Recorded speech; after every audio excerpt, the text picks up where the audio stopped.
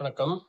நாம் தமிழர் கட்சி கடந்த தேர்தல்ல தோல்வி அடைஞ்சதுக்கான காரணம் நெறைய பேர் நெறைய ஆளுகளுக்கு ஒரு ஒரு காரணங்கள் சொன்னார்கள்.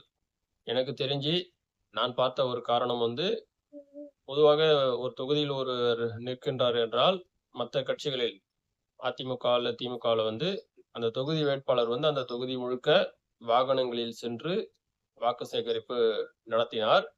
பிறகு அந்த தொகுதிக்கு உட்பட்ட ஊர், அதாவது அந்த ஒன்றியத்தில் ஊரில் அந்த ஊர் தலைவர் மற்றும் வார்டு மெம்பர், கவுன்சிலர்ன்னு யார் யாரெல்லாம் நிப்பாங்களோ ரெகுலரா, அவங்கலாம் சென்று அந்த தொகுதி வேட்பாளர் சென்ற பிறகு, இவர்களும் சென்று வீடு வீடாக வாக்கு சேகரிப்பை நடத்தினார்கள். இதேபோல் தவேக கட்சியிலும் நெறைய இடங்களில் செய்தார்கள். அவர்களுக்குள்ளும் ஒரு கட்டமைப்பு இருந்தது. வீடு வீடாக சென்று வாக்கு கேட்டார்கள்.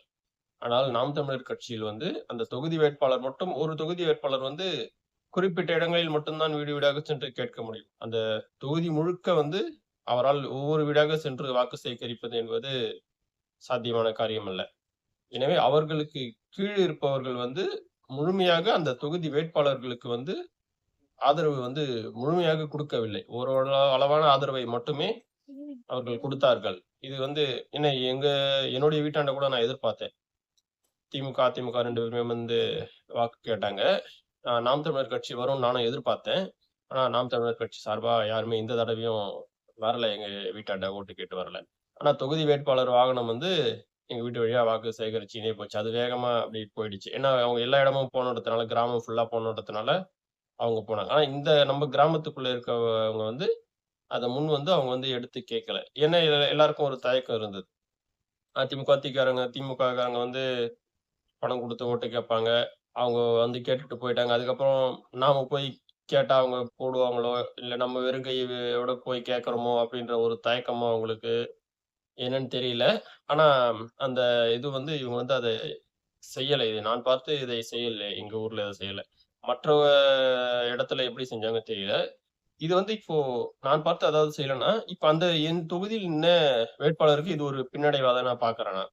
அவங்களுக்கு நம்ம முழுமையான சப்போர்ட்ட குடுக்கலையோ! அவங்க தோத்ததுக்கு, தோல்வி அடைந்ததற்கு நாம ஒரு காரணமாயிட்டோமோன்னு எனக்கு தோணுது. இத மத்தவங்க இது சரி செஞ்சுக்கணும். சரி செஞ்சு இத கொண்டு போணும். ஏன்னா, நான் இப்ப தான் நாம் தமிழர் கட்சியில இணைஞ்சிருக்கேன். என்ன எனக்கு தோணிய தவறுகளை நான் சொல்கின்றேன். ஏன்னா, நாம் தமிழர் கட்சி தோற்றதுக்கு இதெல்லாம் காரணம்னு சொல்லி எல்லாரும் ஒவ்வொருத்தர் சொல்றோம். அடுத்து இதெல்லாம் அவங்க மீண்டும் வெற்றி பெற உதவும். இதையெல்லாம் அவர்கள் சரி செய்தால் மீண்டும் வெல்ல முடியும்னு சொல்லிட்டு, அதுக்கு உண்டான காரணங்களையும் நாம சொல்லணும்ல. சொல்லி ஆதரவு கொடுக்கணும்ல. இப்போ மேல் இடத்துல இருக்கவங்க நல்லபடியா முழு வீச்சாக இறங்கி செயல்படுறாங்க. கீழ் மட்டத்தில், அடித்தளத்தில் இருப்பவர்களும் அதே போல் செயல்பட்டால் தான், கட்சியை வேகமாக முன்னேற்றி கொண்டு செல்ல முடியும். இவர்கள் சற்று தாமதமாக செயல்பட்டால், அது சரியாக வராது. அந்த வேகத்திற்கு நாம் ஈடு கொடுக்க முடியாது. இதை மற்ற கட்சியினர் சாதகமாக பயன்படுத்திக் கொள்வார்கள். ஏன்னா, இப்போ அடுத்து உள்ளாட்சி தேர்தல் வரப்போது. உள்ளாட்சி தேர்தல் வராங்களையும் நாம் இப்போது இருந்தே தயாராக வேண்டும். ஒரு ஊர்ல வார்டு நம்பர் ஒரு 7, 8 வார்டு வருதுன்னா, அந்த 8 வார்டு நம்பர், ஒரு கிராமத்திற்கு 8 வார்டு வருதுன்னா, அந்த 8 வார்டு நம்பர், கவுன்சிலர், தலைவர் இப்படி எல்லாருமே மொத்தமே எல்லாரும் ஒரு அணியா இப்பவே செயல்படணும். இப்போ எந்தெந்த தொகுதியில யார் யார் நின்னாங்களோ, அவங்க எல்லாரும் அவங்க அவங்க தொகுதிக்கு உட்பட்ட கிராமத்துல வர தலைவர் யாரு, வார்டு நம்பர் யாரு, கவுன்சிலர் யாரு என்று அனைத்தையும் அவர்கள் முடிவு செய்து, தீர்மானம் செய்து, அதற்கு உண்டான நபர்களை அவர்கள் தயார் செய்ய வேண்டும். தயார் செய்து, இவர்கள் அனைவரையும் ஒரு அணியாக நிறுத்தி, இவர்கள் அனைவரும் ஒரு கிராமத்தில் ஒரு வார்டு நம்பருக்காக, அந்த வார்டு நம்பர் மட்டும் போய் வாக்கு சேகரிக்கக் கூடாது. அந்த தலைவர், கவுன்சிலர், அந்த வார்டு நம்பர், மற்ற பக்கத்து வார்டு நம்பர் இப்படி அனைவரும் சென்று அந்த கிராமத்திற்குள் அனைவரும் சென்று வாக்கு சேகரித்தால், அந்த வார்டு நம்பர் நிச்சயம் ஜெயிப்பார். அதேபோல் செய்தால் அந்த தலைவரும் நிச்சயம் ஜெயிப்பார்கள். ஏன்னா, ஒரு வார்டு நம்பருக்கு ஒருவரை நன்றாக தெரியும். அதைவிட தலைவராக நிற்பவருக்கு அவரை இன்னும் நன்றாக தெரியும். ஏன்னா, இவர்கள் இருவரும் இணைந்து செல்லும்போது, மக்களுக்கு ஒருவர் மீது நம்பிக்கை இல்லை என்றாலும், மற்றொருவர் மீது நம்பிக்கை இருக்கும். இவருக்காக ஓட்டு போடலனாலும், நம்ம இவருக்காக போடுவோம்ன்ற எண்ணம் இருக்கும். ஏன்னா, இந்த தடவ கடுமையான போட்டி இருக்கும் நமக்கு. அதனால நாம் ஒற்றுமையாக, தனித்தனியாக செயல்படாமல், ஒற்றுமையாக சேர்ந்து செயல்பட்டு வாக்குகளை சேகரித்தோம் என்றால், நாம் வெற்றி பெற முடியும். அதேபோல் இவர்கள் இத்தனை பேர் இருக்கின்றார்கள் என்று என் தொகுதியில் இத்தனை தலைவர்கள் மற்றும் கவுன்சிலர், வார்டு மெம்பர் இவர்கள் எல்லாம் இருக்கார்கள் என்று சேகரித்து இந்த விவரத்தை அந்த தொகுதி வேட்பாளர்கள் மேலிடத்திற்கு அனுப்ப வேண்டும். அனுப்பினால் ஒவ்வொரு தொகுதியாக இந்த கட்டமைப்பு, ஒரு மாவட்டம், ஒரு தொகுதி, ஒரு ஒன்றியம், ஒரு கிராமம், ஒரு வார்டு எதையுமே விடாம இந்த தடவை முழுமையாக நாம் 234 இடத்துல நின்னு 234 இடத்துல தோத்தோம். இப்ப இந்த தடவை மீண்டும் முழுமையாக முயற்சி செய்வோம். எத்தனை தொகுதி, எத்தனை வார்டு நம்பர் எவ்வளவு வந்தாலும் சரி, ஒரு இடம் கூட நம்ம நிக்காத இடம்னு எதுவுமே இருக்கக்கூடாது. அனைத்து இடத்திலயும் நாம நிற்கணும். நின்று நம்மால் முடிந்த வரை போராடுவோம். இந்த முறை நிச்சயமாக முழுமையாக நாம் நிறைய இடங்களில் வெல்ல வாய்ப்பு இருக்கின்றது.